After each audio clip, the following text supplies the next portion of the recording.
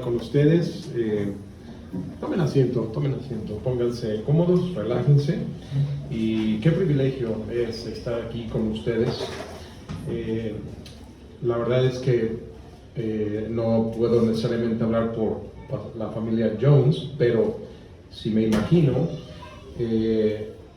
nosotros contamos cuántas bendiciones ha dado Dios a nuestra vida y a nuestras naciones, de que otros trajeron el Evangelio primero a los Estados Unidos y a México, y yo veo, no sé usted cómo le parezcan estas presentaciones misioneras, pero yo digo, cómo Dios ha bendecido nuestro país, México. Amén. No somos mejores que los colombianos, pero cómo Dios ha bendecido México en llamar siervos y enviarlos por todos lados. Desde mi perspectiva, aunque no me siento viejo, pero tampoco tengo la edad de muchos de los misioneros que ustedes ven en la pantalla, me da gusto que uno de mis hijos me dice, ¿ustedes cuándo se piensan retirar? Dije, todavía falta, ¿verdad? Amén, amén. Le tengo miedo a esa palabra retirarse, porque cuando la gente se retira, si no te mantienes activo, yo veo cómo esa gente se viene abajo en salud, en estado de ánimo. Amén. Incluso me decían, hay programas para el retiro temprano, y dije, cuando la gente se retira de sus trabajos, muchos se ponen a hacer lo que yo hago. Yo no estoy pensando en retirarme. Amén. La verdad es que para un cristiano el retiro debe de ser el día que te ponen en una caja de ataúd. Ya cuando te pongan en esa caja, ya retírate, ya no te levantes más, ¿verdad? Ese debería ser el plan del retiro, porque si Dios te da vida, hay algo que debemos seguir haciendo. Y yo veo a estos jóvenes y me da, cada uno sirviendo en su campo, ¿verdad? Yo no estoy en África, yo no estoy en Italia, yo no estoy en Egipto, yo no estoy en Turquía, como vimos ayer, y otros campos, pero estoy en mi lugar, ¿verdad? Amén. Yo no estaba en México cuando yo fui salvo, estaba en Estados Unidos, y yo estaba creciendo y se abrió un equipo misionero a China, y dije, yo quiero ir a China, pero alguien me aconsejó, no, China no. Y luego se abrió un equipo misionero precisamente en Ghana, no exactamente donde está el hermano Triano, ¿verdad? ¿Se acuerdan de ese misionero que tenía el candadito, ¿verdad? De la barba y bigote. Él es de una iglesia cerquita a nosotros en Ciudad de México, y esa iglesia se llama Palabra Viva y fue comenzada por un hombre que trabajó como asistente en la iglesia que yo pastoreo, no bajo mi pastorado, sino bajo el pastorado del fundador. Y ese asistente se fue a comenzar una iglesia en Ciudad de México, Palabra Viva, que sigue hasta la fecha. Y esa iglesia envió al hermano Miguel Triano. Y cuando el hermano Miguel Triano empezó, ¿verdad?, con esas cosas, había un misionero que predicó, así como aquí hay jóvenes viendo misioneros y predicadores predicando, y era tan joven como Jairo allá atrás, ¿verdad? O no menciono Jairo porque ya me perdí su nombre, pero era tan joven, y ahora ustedes lo ven como un hombre hecho, derecho, formado, al hermano Triano, pero comenzó así, cuando era jovencito, y Dios tocando corazones, y los jóvenes, o tal vez niños, pensando, no, yo no creo que yo nunca pudiera hacer eso, pero ¿sabes qué? Dios puede. Lo único que Dios quiere es tu vida rendida. Y no quisieras tú que tu país, Colombia, fuera tan bendecido como ha sido Estados Unidos, como está siendo bendecido. Es una bendición para mi país, porque yo sé que tenemos problemas políticos y de crimen y de baños de sangre, y la solución no está en este partido o en este presidente. Amén. O quién va a llegar y cómo va a cambiar el péndulo de la política. La Biblia dice, bienaventurada es la nación cuyo Dios es Jehová. Amén. Y necesitamos traer el Evangelio para que las almas se conviertan al Señor, y ahí es donde va a venir la bendición. Entonces espero que usted, cuando vea estas cosas, algo pase en su corazón, que se involucre, que se emocione y sueñe, en el buen sentido de la palabra. Señor, ¿será posible que tú puedas hacer algo con Colombia? Porque Dios lo está haciendo con muchos países. Mira, la crisis que se ha venido en Venezuela, por un lado es terrible y nadie la quiere, pero eso ha traído avivamiento a Colombia. Se han levantado montones de siervos. Usted ve venezolanos por todos lados, ¿cierto? Pero algunos de esos venezolanos que han salido hoy son pastores en México, en mismo Venezuela. Estuve hace poco en Ecuador, hay pastores venezolanos que salieron del país, y por la crisis Dios está trayendo avivamiento. No digo que es la única manera que puede traer avivamiento, pero que tú tengas un sueño. Vas tú a Ecuador, país vecino aquí, y ya se acerca a 30 solo misioneros mexicanos. No hay país sobre la faz de la tierra que tenga 30 mexicanos como misioneros. Y muchos otros países tienen mexicanos. Ecuador, aparte, tiene, ya le dije, misioneros venezolanos y de otras nacionalidades, aparte de los nacionales. Dios está haciendo algo grande en Ecuador. ¿No quisiera usted oír que Dios está haciendo algo grande en Colombia? Amén, amén. Y que además que te está usando a ti, a tu familia, a alguien más, para ser uno como ellos. Y sí se puede, hermano. Yo te aseguro que ellos estaban de jóvenes pensando, sentados ahí como nosotros nos sentamos. Oh, yo no creo que Dios me pudiera hacer a mí. Yo me rendí y yo ya era casado con 3 hijos. Yo dije, no, ya no es tiempo para mí. Yo tenía 31 años cuando fui salvo y 32 años cuando ingresé al instituto. Y dije, yo ya estoy grande para estas cosas. No sé qué puede hacer Dios con mi vida, pero le doy mi vida y lo que Él pueda hacer. Y Dios me ha sorprendido, como si tú estás dispuesto, Dios toma tu vida y te lleva a otro nivel y otro nivel. Y tengo 58 años y te digo una cosa, Dios no ha acabado conmigo. Amén, amén. Y no pienso retirarme como él conmigo. No, vamos a seguir adelante hasta que estemos en un ataúd. Porque es emocionante. No quiero perderme el final de esta película de mi vida y ver cómo termina en las manos de Dios. ¿No tienes tú ese mismo anhelo? Bueno, Amén, amén. eso nomás es porque si no lo sacaba de mi pecho, exploto, ¿verdad? Amén, amén. Bueno, vamos a segunda carta a los Corintios, capítulo 8. Amén. Segunda carta a los Corintios, capítulo 8.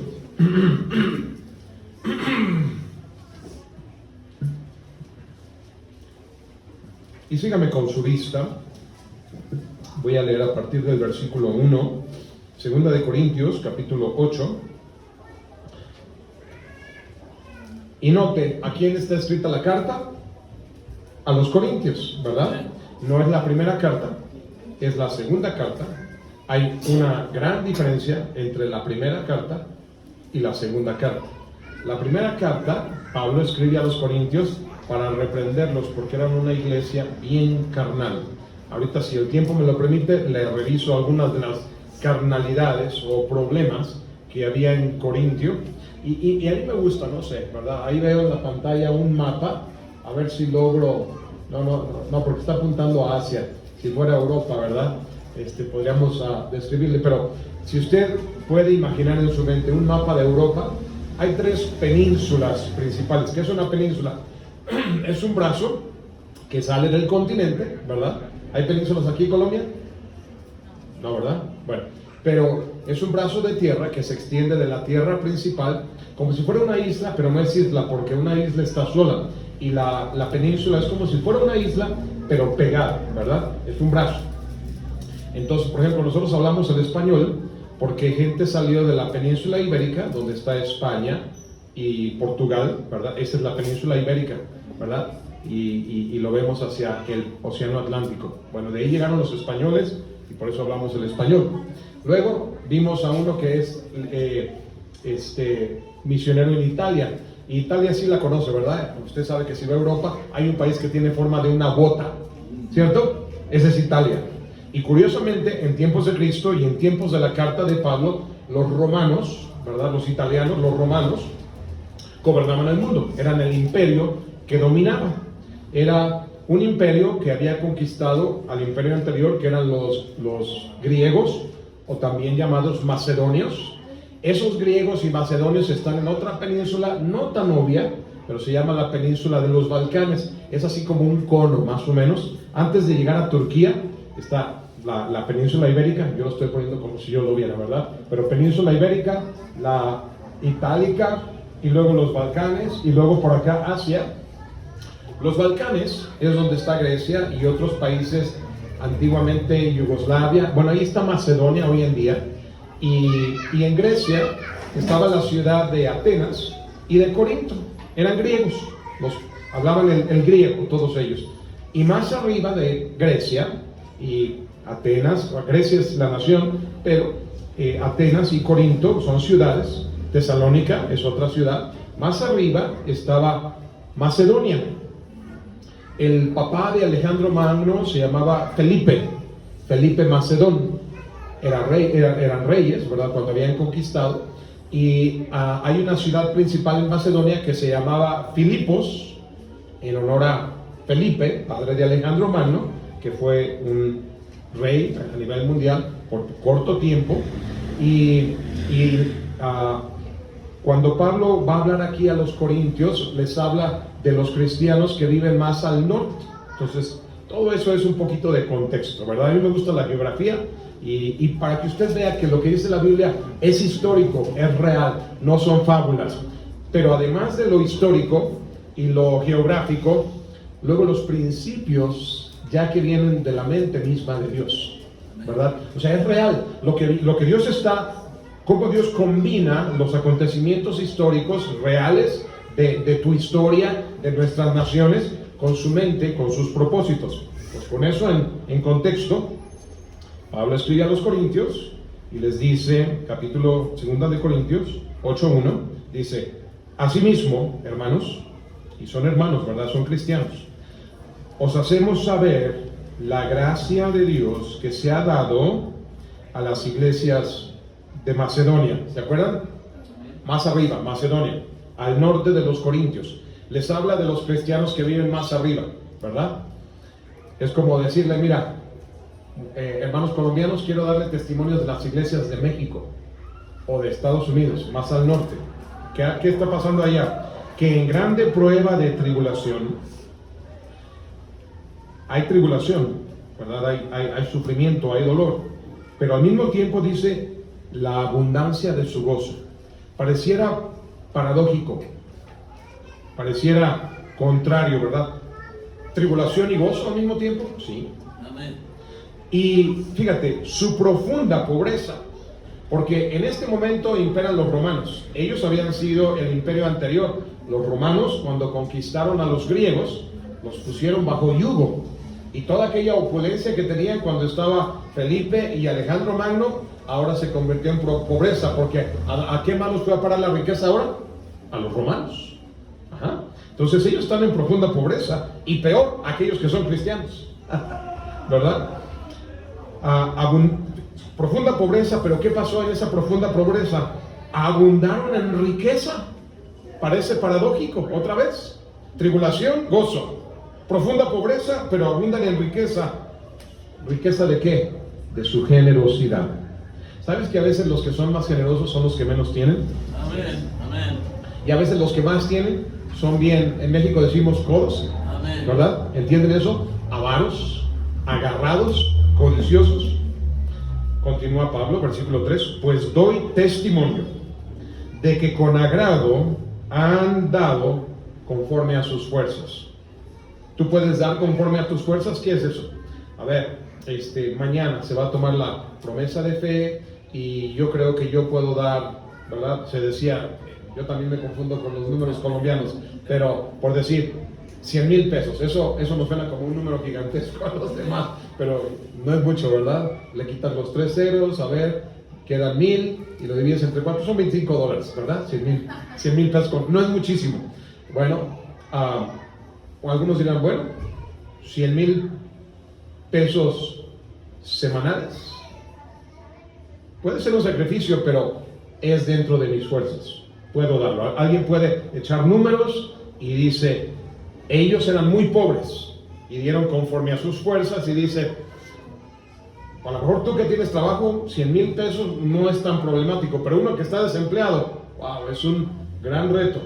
Pero en promedio, digamos que algunos pueden dar conforme a sus fuerzas. Pero luego dice, al final del versículo 3, y aún más allá de sus fuerzas. ¿Cómo es que uno da más allá de su capacidad, más allá de lo que tiene? ¿Te das cuenta que eso solamente se puede hacer cuando Dios es involucrado? Amén. Cuando alguien puede exceder tu capacidad, tú puedes hacer algo. Yo le dije ayer, y no creo que el tiempo me lo permita, y además el cálculo aritmético que yo le pudiera presentar de cómo la gran comisión de alcanzar todo el mundo con el evangelio, le pudiera hacer la aritmética, pero la tengo de memoria, pero se la puedo dar en pesos mexicanos, y me temo que si se la doy no tenga sentido. Hay algunos que ya con la aritmética se confunden y si le pongo a traducir eso a pesos colombianos, creo que lo voy a confundir. Pero créame que dentro de las fuerzas se podría enviar misioneros por todo el mundo, a todos los países y etnias, si todas las iglesias y todos los cristianos creyeran. Y si lo hiciéramos por fe, es decir, más allá de nuestras fuerzas, Amén. involucrando a Dios, ¿cuánto más sería posible? Y le di un ejemplo fácil que podemos entender. La Coca-Cola ha llegado hasta lo último de la tierra. Y tenemos una gran comisión de ir por todo el mundo y llevar y predicar el evangelio hasta lo último de la tierra, a toda criatura. Sí se puede. Amén. Si estas cosas, los celulares han llegado hasta lo último de la tierra. Los africanos lo tienen, los asiáticos lo tienen, todo el continente americano lo tiene. ¿Quién no tiene un celular? Y yo sé, habrá uno que ese no lo tiene. Pues sí, pero más tienen celular que los que tienen el evangelio o una Biblia. Sí se puede, cuando entendemos lo que Dios nos está diciendo. ¿Y qué pedían estos macedonios? Pablo les explica a los corintios en esta carta. ¿Qué decían los macedonios? Pidiéndonos con muchos ruegos, suplicando. Ya sé, como son tan pobres, van a tener la mano estirada y van a estar pidiendo que les den. Te equivocas. ¿Qué pedían? Pidiéndonos con muchos ruegos que les concediésemos el privilegio de participar en este servicio para los santos. Es decir, ellos piden algo, pero no están pidiendo, denme para yo tener. Están pidiendo, déjenos participar. Vemos que hay necesidad del evangelio, que hay que ir por todo el mundo. Somos profundamente pobres, pero no nos pasen por alto. Por eso queremos ser abundantes en generosidad para dar, y queremos pedirles que nos dejen dar. No nos discriminen porque somos pobres. ¿Quién es pobre y pide así? No, más bien el que se cree pobre dice, pues vamos y nos paramos ahí en la puerta y mira, hay algunos pobres que sí son pobres en verdad, pero hay lugares en México donde yo he pasado y gente está pidiendo dinero y hoy los pobres ya tienen celular y veo yo a algunos pobres sentados ahí a la puerta de algún negocio pidiendo dinero. Mientras no pasa la gente, están ahí con su celular bien felices y bla bla bla y platicando, y pasa alguien y ellos guardan el celular y hacen. Pasa la persona y otra vez como si nada. Hay algunos pobres así que están pide y pide y luego hay algunos que tienen un carro estacionado por allá, lo estacionan y vienen a pedir acá, terminan su jornada de petición y se van para allá. No los cristianos de Macedonia. Ellos sí eran pobres de verdad, con carencia, y decían, queremos dar. Amén. Y Pablo dice, tomen ejemplo ustedes, corintios. Y ellos querían dar, y dice, bueno, está bien, qué bonito que quieran dar. Seguramente quieren dar, qué sé yo, 4,000 pesos, $1 que ellos den a la semana. Pobrecitos, ¿qué más pueden dar? Hay algunos que podrán dar 3,000 pesos. Niños darán, qué sé yo, 1,000 pesos, lo equivalente a 25 centavos de dólar. Bueno, sería generoso. Pero cuando ellos quisieron dar, dieron como ni nos imaginábamos. No como lo esperábamos, versículo 5, sino que a sí mismos se dieron primeramente al Señor y luego a nosotros por la voluntad de Dios. ¿Sabes una cosa, hermano? Esto no se trata de dinero. Sí involucra dinero. Y yo sé que muchos pueden decir, ahí están los predicadores hablando de dinero, es todo lo que quieren. ¿De veras eso crees? Ok. No quieres entender las escrituras de verdad, porque ahí está. Yo no le estoy hablando de dinero por mi propia opinión, sino lo que está diciendo la palabra de Dios, y tenemos obligación de predicar. Estas chiquitas me están distrayendo, ¿vale? Si no, las vamos a mandar a las cunas, y ya no quieren irse a las cunas ustedes, porque ya están grandotas, ¿sale? Vamos a guardar silencio. Mira, no sé si lo dije ayer o no, mi esposa y yo estudiamos una carrera de sistemas y ganábamos muy bien en Estados Unidos, pero dejamos esa carrera para ir a estudiar y luego vivíamos en Estados Unidos, donde la gente va para ganar dinero, pero nos venimos de regreso a nuestro país, a México. Es otra economía, más baja. Entonces créame que yo no estoy interesado en el dinero, ni el pastor, tampoco él podía quedarse en Estados Unidos y vino a mi país y ahora viene a Colombia. ¿Tú crees que venimos porque estamos buscando dinero? No, Pablo dijo, no es que busque dádivas, Amén, sino es que busco fruto que abunde a tu cuenta, para que tú tengas la bendición que hemos conocido y que los cristianos de Macedonia han conocido y que ahora Pablo les presenta a los corintios, porque los corintios eran tan carnales. Y mira, antes de acabar este pasaje, por ejemplo, en Primera de Corintios, el primer problema que usted va a ver en el capítulo 1, y lo saluda, ¿verdad? Y da acción de gracias. Pasado el saludo, lo primero que lo reprende es porque está, si usted ve antes del versículo 10 y tiene el título, dice, ¿está dividido Cristo? ¿Por qué? Porque los cristianos están agarrados de la greña, peleándose. Corinto era una iglesia carnal. Y luego Pablo dice qué es lo que predica. Y luego llegas tú, por ejemplo, a el capítulo 5. Hay un caso terrible de fornicación. Y los cristianos jactándose de que hay pecado en la iglesia y no haciendo nada. Eso pasa en algunas iglesias que tienen mala fama. Y esta era una iglesia y mala fama. Y dice, si alguien está así, saben una cosa, hacen mal jactándose, y lo que deben de hacer es que esa persona deben entregarlo a Satanás para la destrucción de la carne, no del espíritu. Es decir, para que reciba castigo, se arrepienta, y luego en algún momento, si se arrepiente, pueda ser reincorporado. Pero ahorita hacen mal en celebrar el pecado. Y luego vemos en el capítulo 6 que iban a demandarse unos a otros ante la ley. No, ustedes van a algún día a reinar sobre ángeles. Ustedes deberían en la iglesia de poder resolver estas cosas, y van ante los incrédulos carnales. Y luego vemos en el capítulo 7 problemas matrimoniales. Ocurre, están marido y mujer agarrados de la greña, peleando. Y Pablo todo el capítulo 7 hablando al respecto. Capítulo 8 hablando de lo sacrificado a los ídolos y la idolatría, y cómo algunos se ven criticando unos a otros. En el capítulo 9 habla de los derechos de un apóstol, porque luego la gente se pone a reclamar de que, mira, Pablo lo único que quiere es venir y quitarnos nuestras cosas. Y no, dice, como derecho del apóstol podemos vivir del evangelio. Y luego otra vez en el capítulo 10, amonestaciones contra la idolatría. Si usted nada más ve los títulos, no hay tiempo para leerle todo. Y dice, si van a hacer algo, háganlo para la gloria de Dios. Lo ves ahí a partir del versículo 23. Y luego en el capítulo 11 habla de la vestimenta de las mujeres y cómo deben vestir con decencia, y los hombres no deben de traer cabello largo. Y luego la cena del Señor a partir del versículo 17, cómo la gente abusa, vienen a tratar de llenarse el estómago, cuando es una ordenanza de parte del Señor con el propósito de no olvidar el precio pagado por Él para comprar nuestra salvación. Él colgó en la cruz, dio su cuerpo, derramó su sangre, y ahí están los elementos de el pan sin levadura y el fruto de la vid, el jugo de uva, para recordar a Cristo y el precio pagado por Él para salvarnos. Y la gente viene a hacer un festín de esas cosas carnalmente, como Pablo reprende, ¿verdad?, a los corintios. Y luego capítulo 12 habla de los dones espirituales y cómo todos tenemos un don y somos parte del mismo cuerpo, y todos debemos colaborar conjuntamente, no estar de envidiosos de que hay por qué se canta, y hay por qué se predica, y hay por qué unos tienen más dones que otros y unos parecen más importantes que yo, cada uno según su don. Y debemos colaborar. Los dones del Espíritu Santo no son como para algunos se cuelgan. No es que yo tengo, como si se cuelga una medalla aquí, ¿verdad? Tú ves los militares que les encanta ponerse su uniforme, se ponen todo así bien prendido, sacan el pecho con orgullo. Para eso no son los dones.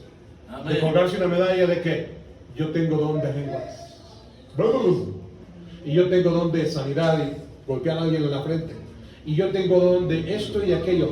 Los dones, que son dones del Espíritu Santo, son con el propósito de lo que ayer le mencioné. En Hechos capítulo 1, versículo 8, Jesús prometió que recibiréis poder cuando haya venido el Espíritu Santo sobre vosotros, con sus dones y su fruto. ¿Para qué fin? Para que me seáis testigos, para llevar el evangelio por todo el mundo. Ese es el propósito de los dones, que el mensaje corra, que se extienda el reino de los cielos, y no para que la gente se jacte y digan, a ver, ¿qué don tienes tú? No, ya no tiene ninguno. No tiene ninguno. Pero yo, mira, venme aquí. Eso es jactancia, eso no es de Dios. Y la gente aquí quería hablar en lenguas y dice, mira, el pastor habla en inglés, pero habla español también, y el Señor le ha dado el don de hablar el español y hablarlo bien. Entiende los términos y las conjugaciones bien. Si tú oyes a el norteamericano promedio, va a cometer algunos errores, pero el pastor tiene buena gramática, buena dicción, buen uso del idioma. Su esposa no le ha escuchado tanto, pero me parece que igual se han esmerado y Dios les ha dado el don para que podamos entender. Si él no hablase español y predicar en inglés, la Biblia dice que tiene que haber un intérprete, y si no hay intérprete, para que sea entendible el mensaje, que calle. Porque la predicación debe ser no para hacerse notar de que mira, ay, cuánto habla y cuánto dice, ¿qué dijo? Nadie supo. No, debe ser para edificación. Eso es lo que dice el capítulo 14. Y de entre todos los dones, Pablo dice, enseña un camino más excelente, el camino del amor, que vemos en 1 Corintios 13, etcétera, etcétera. ¿Se da cuenta? Ahora, esa fue una carta de reprensión. Decimos en México, se los puso a los pobres corintios como chicote de cochino. Pero ellos, los corintios, aprendieron bien. ¿Se acabó la pila? Bueno, le seguimos mientras, no hay problema. Ahí me puede cambiar.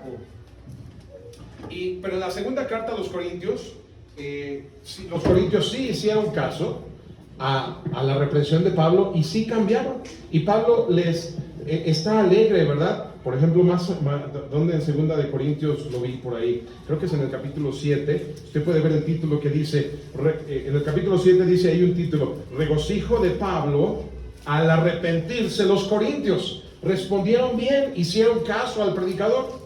Bueno, así es como llegamos al capítulo 8, donde le estuve leyendo, y está hablándoles de un testimonio de los de Macedonia, de cómo ellos son generosos para dar, y se dieron primeramente al Señor, como vimos en el versículo 5, y luego voy a brincarme al versículo 7. Ahora Pablo se dirige a los corintios y le dice, por tanto, corintios, ¿verdad? Como en todo abundáis.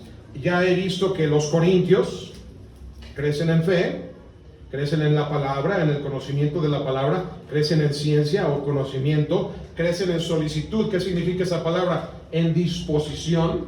Qué importante estar dispuestos para que Dios nos use. En vuestro amor para con nosotros. La preeminencia del amor, de la cual hablaba Pablo en la primera carta, han crecido en amor, aunque si bien el amor es para nosotros que le servimos, pero también deberían de crecer en amor para el mundo entero, no solamente para los propios, sino para los extraños, aún para los enemigos, que Cristo nos enseñaba, amad a vuestros enemigos, para que seáis llamados hijos de vuestro Padre Celestial. Pero ha crecido en fe, en palabra, en ciencia, en solicitud, en vuestro amor para con nosotros, y dice, abundad también en esta gracia. Porque ¿sabes dónde está la prueba de fuego? En cierta forma, si eres cristiano, en donde de veras te duele, papá, aquí, en el bolsillo. Sí, amén, amén. Cuando Dios expresó la competencia que hay en el corazón del hombre entre servir a Dios o servir lo opuesto, ¿cuál es el enemigo de Dios en nuestro corazón? Él dijo, no dijo esto, no puedes servir a Dios y a Satanás, no dijo eso. Dijo, no puedes servir a Dios y al dinero, no puedes servir a Dios y a las riquezas, porque ahí es donde está la gran prueba, porque ahí es donde al hombre le duele el dinerito. Y raíz de todos los amores es el amor. ¿A quién? ¿Al diablo? ¿Al dinero? Los pleitos, por ejemplo, ¿por qué hay cárteles en Colombia y en México? Porque buscan dinero en grandes cantidades, ¿verdad? Si no, sembrarían más papa en lugar de coca. Amén.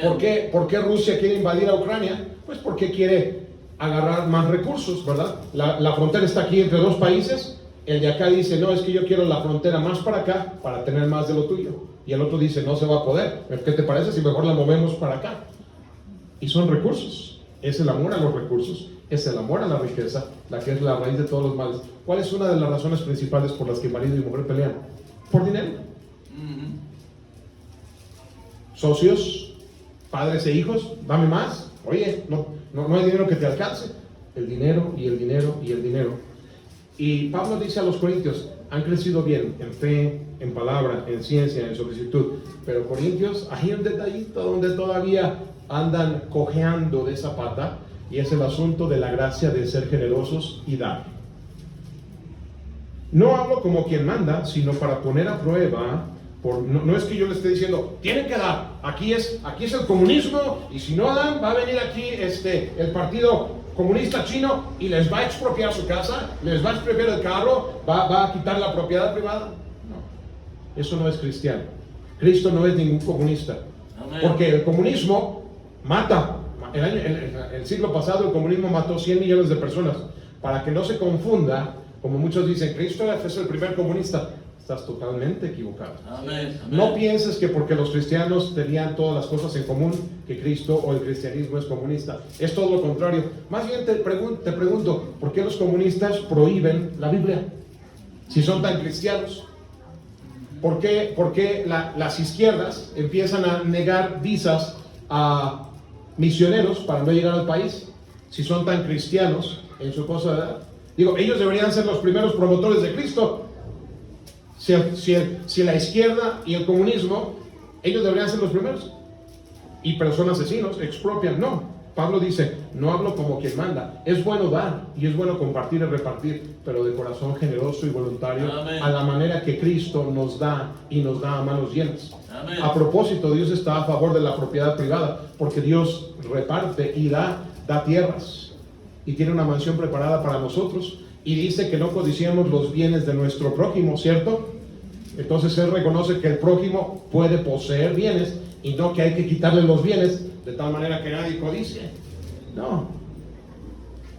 Pablo sigue diciendo, no hablo como quien manda, sino para poner a prueba por medio de la diligencia de otros. ¿Quiénes son los otros? Los de Macedonia. Amén. Como ellos se están dando bien, ahora quiero ver también la sinceridad del amor vuestro. A ver si ustedes, decimos esta expresión, a ver si como roncan, duermen.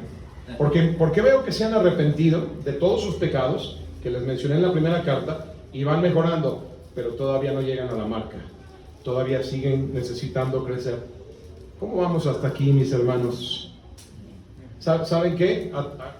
Un problema de países latinoamericanos, empezando desde México, y hemos tenido que aprender, es que no damos. No, que vengan los americanos y nos sigan dando. Necesitamos para esto y aquello. Hay misioneros que van a ir, pues que den los americanos. Y ahora, si los mexicanos están tan enamorados de la obra misionera, que den los mexicanos. Está bien, si tú quieres que así sea, lo vamos a hacer, porque hemos aprendido la bendición de Dios, pero venimos a comunicártela para que tú también lo tengas. No es que busquemos dárselas. Yo no soy misionero, yo no estoy. A mí, mi iglesia toma cuidado de mí. Si ustedes dan o no dan, yo no voy a ser el que cambie, pero ustedes son los que van a recibir bendición. Dice aquí, porque ya conocéis la gracia de nuestro Señor Jesucristo, que por amor a vosotros se hizo pobre, siendo rico. ¿Qué tan rico es Dios?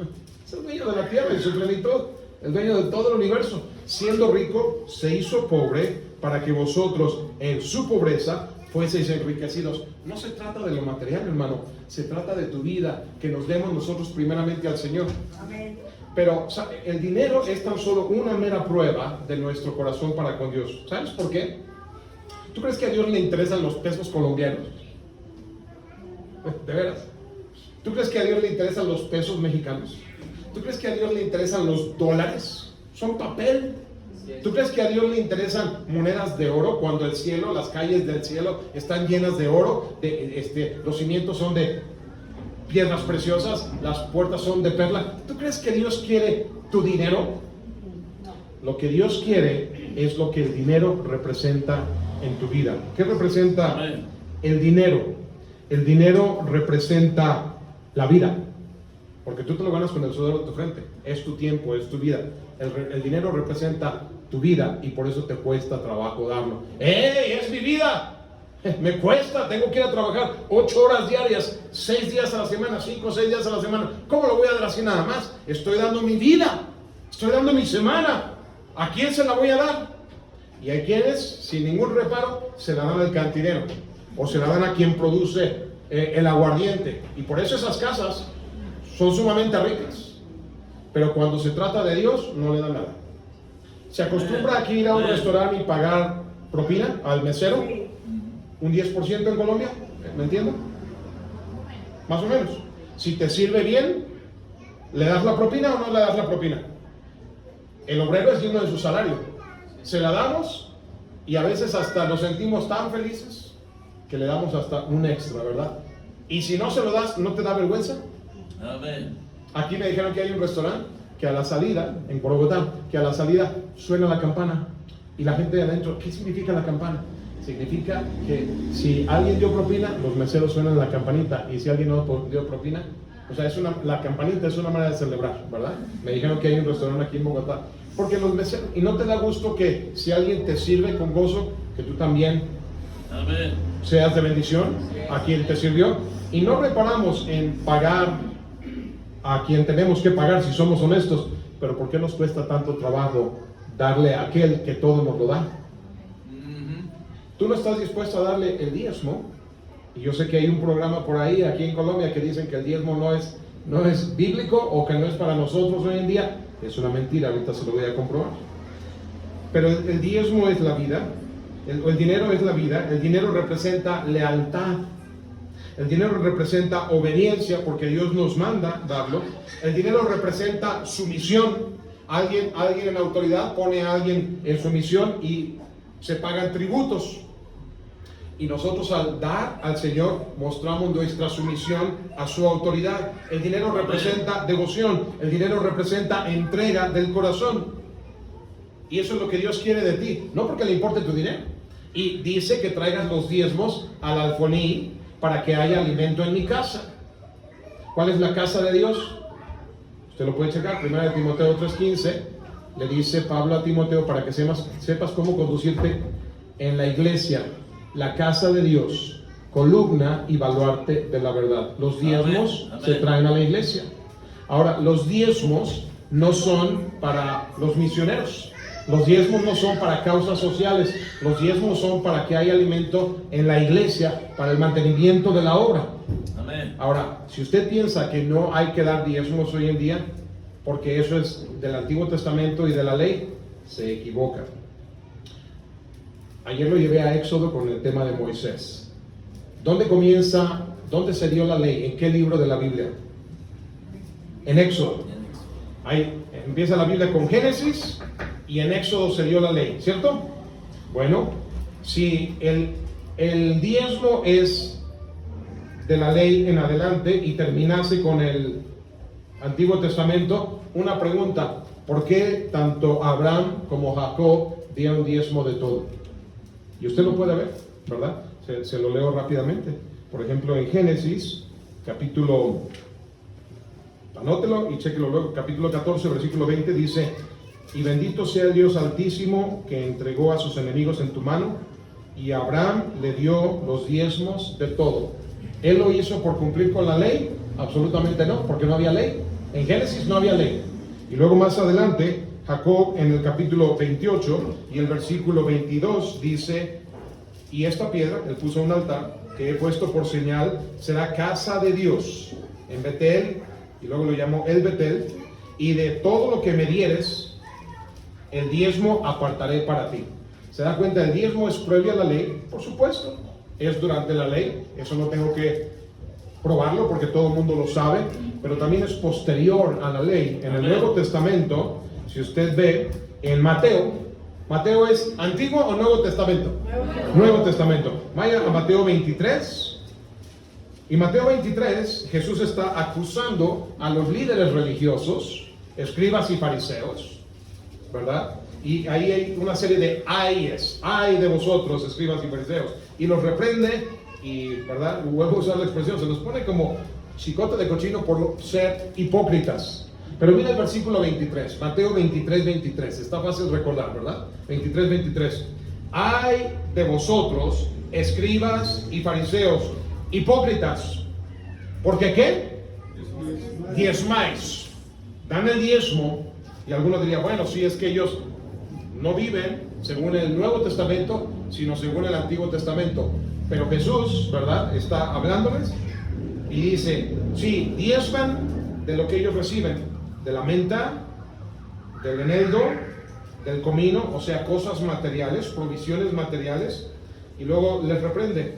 Y dejáis lo más importante de la ley, cosas que no son materiales, como la justicia, la misericordia y la fe. Es decir, es el corazón, es la disposición con la que tú debes conducirte, porque ellos no se conducen en justicia, ni con misericordia, ni con fe, pues ya les dijo que son unos hipócritas. Esto, esto es un pronombre, ¿a qué se refiere el esto? Justicia, misericordia, fe. Esto era necesario hacer, es decir, la condición recta del corazón, pero mira la última parte del versículo, sin dejar de hacer aquello, lo otro, lo anterior, que es lo primero que mencionó Jesús, el diezmar. Entonces Jesús dice, ten un corazón correcto. A lo que a Dios le importa no es lo material. La gente, los hipócritas judíos traían lo material. Es como el católico, puedo ir a pecar toda la semana y el fin de semana voy y me confieso y vuelvo a repetir. Bueno, el judío, la manera en que lo hacía es, puedo vivir como me pegue la gana, carnalmente, y luego ofrezco un sacrificio o doy el diezmo y asunto arreglado. No se trata de eso, vivir de esa manera, sino no hipócritamente, sinceramente. Y entonces ya en sinceridad el Señor quiere probar tu corazón si das de lo material tuyo, porque Él es dueño de la tierra y su plenitud, dueño de tu vida, dueño de tus propiedades, dueño de tu ropa, dueño de tu trabajo, dueño de tu familia, dueño de tu carro, de tu casa, de tus hijos, de tu dinero, de tu cuenta bancaria, de todo. Y nada más te pone una prueba de traer el 10%. No le das ni el 10%. ¿Vas a dar ofrendas misioneras por encima de eso? Amén. ¿Vas a darte primeramente a vosotros mismos, como Pablo escribía a los Corintios respecto de los de Macedonia? Y qué miserablemente fracasamos en la prueba. Ahora tú dices, pastores, que esas son palabras mayores. De verdad que no lo son. Porque los que nos damos al Señor, tú puedes comprobar que Dios no te deja, Dios no te desampara. Lo acabas de escuchar en el mensaje anterior. Y así es. Y además, no solamente la gente dice, ay, qué terrible mensaje, lo que tenemos que dar. Bueno, mira, vaya conmigo a Malaquías, el capítulo 3, a la que los avaros le tienen pavor y desintonizan a todo predicador. Pero ¿qué lees tú en este pasaje? ¿Lees bendición o lees maldición? Todo depende de tu corazón. Amén. Lo primero que dice en el versículo 6, Malaquías 3:6, dice, porque yo Jehová no cambio. Por esto, hijos de Jacob, no habéis sido consumidos. Pero nota que Dios no cambia. Así que, desde los días de vuestros padres, os habéis apartado de mis leyes y no las guardasteis. Volveos a mí, y yo me volveré a vosotros, ha dicho Jehová de los ejércitos. Mas dijisteis, ¿en qué hemos de volvernos? Los judíos, a quienes Malaquías les habla, se parecen mucho a los corintios, que si bien son gentiles, pero tienen mucho de parecido, porque los corintios eran bien carnales, y ya le probé, como en la primera carta, Pablo los reprende. Y aquí en Malaquías, el Señor reprende a cada rato a los judíos, y ellos dicen, ¿en qué te hemos ofendido? ¿En qué te hemos faltado? ¿En qué debemos devolvernos? ¿Cuál? ¿Dónde estoy pecando? ¿De qué me acusas? Esa es la actitud. Usted lo puede ver en el libro y están preguntando. Bueno, ellos hacen una pregunta, ¿en qué hemos de volvernos? Es decir, ¿en qué nos vamos a arrepentir? ¿De qué estamos mal? Se hacen los santos inocentes. El Señor responde con una pregunta. Versículo 8, ¿robará el hombre a Dios? ¿Les está llamando ladrones? ¿En qué hemos de volvernos? ¿El hombre va a robar a Dios? Pues vosotros me habéis robado. Y ellos responden, ¿en qué te hemos robado? ¿De qué me acusas? En vuestros diezmos y ofrendas. ¿Y cuál es la respuesta? Malditos sois con maldición, porque vosotros, la nación toda, me habéis robado. Y yo sé que algunos cristianos desintonizan al predicador ya cuando uno viene aquí, porque dicen, eso ya no aplica. Se equivoca. Toda la Biblia aplica a todo tiempo y a todo pueblo. Mañana, ¿verdad?, le iba a predicar otro mensaje hoy donde se le corroboró de eso, pero si viene mañana se lo voy a corroborar que la Biblia aplica a todos. Amén. Y dice, traed los diezmos al alfolí, ya lo cité de memoria hace un momento, pero ahí está, ¿de dónde lo saqué? Y haya alimento en mi casa. Y ya le dije, si usted no sabe cuál es la casa de Dios, vaya a 1 Timoteo 3:15, y es la iglesia, columna y baluarte de la verdad. Y luego dice esto, probadme ahora en esto, dice Jehová de los ejércitos, si no os abriré las ventanas de los cielos y derramaré sobre vosotros, ¿qué cosa? Bendición hasta que abunde, sobreabunde. Amén. Hay algunos que odian este pasaje porque ven el versículo 9 que empieza con la palabra malditos. A mí me gusta este pasaje porque yo veo la palabra bendición, que no solo abunda, sino sobreabunda. ¿Qué es lo que tú vas a tener? ¿Bendición o maldición? Eso depende de ti, Amén. de cómo tú respondas a la palabra de Dios. Y luego dice, pruébame y reprenderé también por vosotros al devorador. ¿Qué es el devorador? El devorador es aquello que hace que tu economía no crezca, que trabajas y se descompone esto y viene la salud y tienes que pagar al mecánico, viene una infracción del gobierno y tienes que pagar al gobierno extra y luego tienes que pagar al médico y tienes que pagar la cirugía y todo lo que tú querías hacer no lo tienes porque Dios no te bendice. Pero si tú eres obediente a Dios, Amén. no vas esas fugas de dinero se tapan y no os destruirá el fruto de la tierra, ni vuestra vid en el campo será estéril, dice Jehová de los ejércitos, porque hay quienes acumulan y de todas maneras no tienen nada, ¿verdad? Ahora, por si acaso hay alguien aquí que dice, bueno, yo ya lo desintonicé, porque eso no es para el Nuevo Testamento. Ok, vamos a jugar según esa regla, y vaya conmigo a 2 de Corintios, donde estábamos, en el 8, pero ahora vaya al capítulo 9, porque esto es lo que les gusta decir a los que dicen, ya el diezmo no aplica. Dice 2 de Corintios 9:6, pero esto digo, el que siembra escasamente, también segará escasamente. ¿Se entiende, verdad? Cualquier campesino entiende que si siembras poca semilla, va a haber poca cosecha. Y el que siembra generosamente, pues va a cosechar mucho más. Y aquí está, versículo 7. Con esto quieren callar a los predicadores, pero no es a nosotros a quien no nos callan, es la palabra de Dios. Pero dice, cada uno de como propuso en su corazón. Así que ya no nos digas que el diezmo, no con tristeza ni por necesidad, porque Dios ama al dador alegre. Así que cada uno debe de dar como cada quien quiere.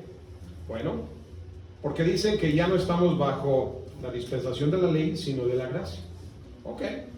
¿Qué es de más alto camino o de mayor excelencia? ¿La ley o la gracia? La gracia, porque la ley es el estándar más bajo de conducta en que puedes conducirte antes de entrar en pecado. Si quebrantas la ley, ese es el estándar más bajo. Y la gracia, por ejemplo, cuando vemos el fruto del Espíritu, termina diciendo, contra tales cosas no hay ley, o sea, no hay límite de cuánto puedes crecer en la gracia de Dios. Y si vemos el Sermón del Monte en Mateo 6,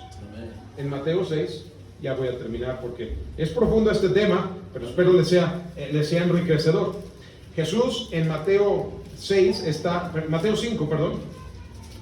empieza varias partes del sermón. Por ejemplo, Mateo 5:17 dice primero, no penséis que he venido a abrogar la ley. ¿Qué es abrogar? Quitar, cancelar, anular. No he venido a cancelar la ley o los profetas, no he venido para abrogar, sino para cumplir. ¿Por qué la vino a cumplir? Por nuestra incapacidad de cumplir la ley. Él la cumple a favor nuestro y eso se llama gracia. ¿Ok? Porque de cierto os digo que hasta que pasen el cielo y la tierra, ni una jota ni una tilde pasará de la ley hasta que todo se haya cumplido. Y luego mira el 21. Oísteis que fue dicho a los antiguos, no matarás. ¿Es un mandamiento de la ley? Él cita la ley. Y cualquiera que matare será culpable de juicio. ¿Cuál juicio? Juicio de condenación, lago de fuego y azufre. Pero ahora en la gracia, Jesús tiene esa otra frase, pero yo os digo que no solamente el que mate, sino, es la implicación ahí, ¿verdad? Que dice que cualquiera que se enoje, ya no digamos que lo apuñale o le dispare, el que se enoje contra su hermano, será culpable de juicio. El Señor dice en la gracia, el enojarse o el que le diga necio a su hermano, será culpable ante el concilio, o el que le llame fatuo, no es una palabra común, pero el que le diga tonto o menso. Así que Jonathan es culpable de juicio porque le decía tonto, ¿verdad? El que hable ofensivo contra su hermano delante de la gracia de Cristo es tan equivalente como el que mata. Mira el siguiente. ¿Oíste que fue dicho? 27, versículo 27, 5:27. No cometerás adulterio. ¿Es un mandamiento de la ley? ¿De Moisés? ¿Sí o no? ¿Ok? ¿Pero qué dice Jesús? Pero yo os digo que cualquiera que mira a una mujer para codiciarla, ya adulteró con ella en su corazón. Ay, pero si nomás la miré, ni la toqué. Dice, pues es lo mismo. ¿Qué es más alto el estándar?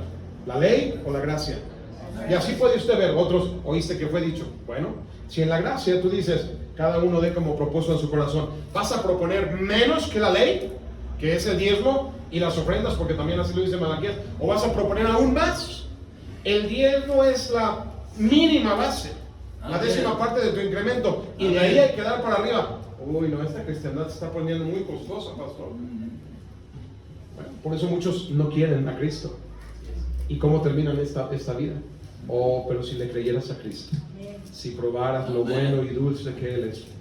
Pero, ¿sabe qué? Aquí no venimos a acariciarle los oídos. Aquí le estoy predicando lo que yo he aprendido y he creído y he comprobado. Y ¿sabe una cosa? Que bueno es Dios. Hay un canto lindo, ¿verdad? Tan bendecida ha sido mi vida, qué bueno ha sido mi Dios conmigo. Si lo obedeces. No puedo contarlo, no alcanza el tiempo, solo agradecerle en todo momento, qué bueno ha sido. Ojalá tú lo quisieras probar, porque Él es bien bueno. Amén. Muchos no lo van a probar porque no, eso está bien complicado. Lo que tengo que dar, lo que me va a costar, porque es por fe. Amén. Papu. Ok, ¿se da cuenta?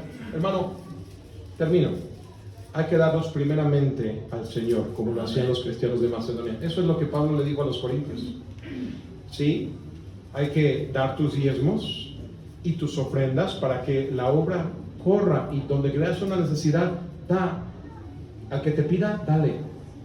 No le niegues, porque también si tú le pides a Dios, Él te da. Pedir y se os dará, buscar y hallaréis, llamar y se os abrirá. Pastor, yo le he pedido pero no me da. Ah, bueno, es que también Santiago dice, pedís y no recibís, porque pedís mal. ¿Cómo que pido mal? Sí, es que lo pides para gastar en tus deleites, en tus carnalidades, en aquello que es contrario a la voluntad de Dios. Vivieras en este libro, tu mente, tu corazón sería transformado conforme la gracia de Dios, tus anhelos serían la voluntad de Dios, y entonces tú le pedirías a Dios y no habría nada que Él te negara. Él te lo daría. Y aunque no te lo dé al instante, tú confiarías en Dios, que Él te lo va a dar en su tiempo. A nosotros Dios nos acaba de dar algo que no pasa, pastor. Allí en Cuernavaca, una iglesia de la ciencia cristiana, muerta desde la pandemia, nadie se congregaba.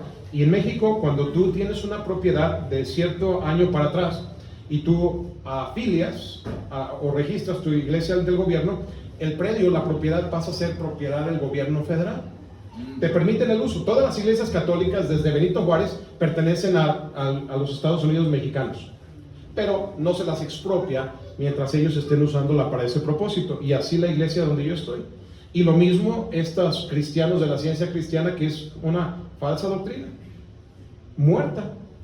Ahora ellos tienen un dilema, se empiezan a acumular los gastos, ¿verdad? Los impuestos, ¿qué van a hacer? Ya no tienen para pagar, no hay gente. ¿Qué están haciendo? Se la van a dejar que el gobierno la expropie, porque si tú no la usas para el propósito, el gobierno se la queda y ellos abren una oficina de gobierno. O, ¿sabes lo que hicieron? Quisieron ofrecerla a otra asociación religiosa, otra iglesia, y el Señor nos la dio a nosotros. Amén. Amén. Y tenemos una nueva iglesia. Amén. ¿Y sabes cuánto nos costó? Cero pesos colombianos, $0, 0 pesos mexicanos. Amén. Y no se lo digo para causarle envidia a nadie, porque no es la intención. Nosotros, mira, yo digo, yo nunca me saco nada, pero hemos ayudado misioneros, son 150, pastor. Amén. Por la gracia de Dios, no es jactancia. Y hemos dado desinteresadamente y de buenas a primeras cuando menos lo espera. Dios te da un local. ¿Quién da un local? ¿Quién regala un terreno? ¿Quién da así nada más? Y ya está la iglesia funcionando. Y queremos más, porque necesitamos más. Pero ¿sabe qué? Dios va a decir, a ver, lo que te digo, úsalo primero. A ver si eres útil, porque Amén. no le va a dar a uno que es un inútil. No lo va a dar a uno que no hace buen uso. Pedís y no recibís porque pedís mal para gastarlo. ¿Y para qué quiero yo eso? Para que poner ahí y digan, miren qué grandiosos somos nosotros. No, es para traer más almas al Señor. Tú lo pones a buen uso, Dios te da más. Dios no va a bendecir una fuente que no está dejando fluir las bendiciones de Dios a otros. Date primeramente al Señor. Yo veo a Miguel Triano y de veras me lo imagino como algunos de los jóvenes que están aquí, que llegamos así, yo mismo, llegamos así todos verdes, ¿verdad? Así como que, ¿será que así funcionan las cosas? Pero lo creyó y se rindió, se preparó, se fue y ahora ese hombre blanco, ¿verdad? Porque allá, aunque seamos morenos, eres el hombre blanco, aunque seas morenito, eres blanco en comparación con los negritos. Ese hombre viste a todos los negritos que están siendo ahora pastores, y no es el único ministerio, hay mucho más de lo que vimos ahí. Como aquel muchacho que fue alcanzado por un misionero y él estaba ahí, ahora la extensión, y de esos pastores que van a salir ahí, te aseguro, se va a alcanzar el continente africano. Nosotros tenemos 2 familias misioneras de nuestra iglesia en Guinea Ecuatorial, país africano que habla español, pero no son los únicos, hay más misioneros mexicanos en África. ¿Cuándo vamos a empezar a oír que misioneros colombianos están saliendo? Amén, amén. A lo mejor aquí hay jóvenes niños que dicen, yo un día voy a salir. Y a lo mejor hay adultos que dicen, no, ya, por mi trabajo, por mi enfermedad, yo no puedo ir. Pero ¿quiénes van a ser los que apoyen a esos misioneros a salir? Amén. ¿Quieres tener la bendición de Dios? Hay que darse primeramente al Señor. Vamos a ver.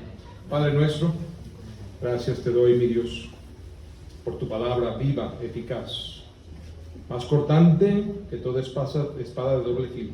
Son versículos que hablamos, que recitamos, pero me temo, Señor, si somos honestos contigo,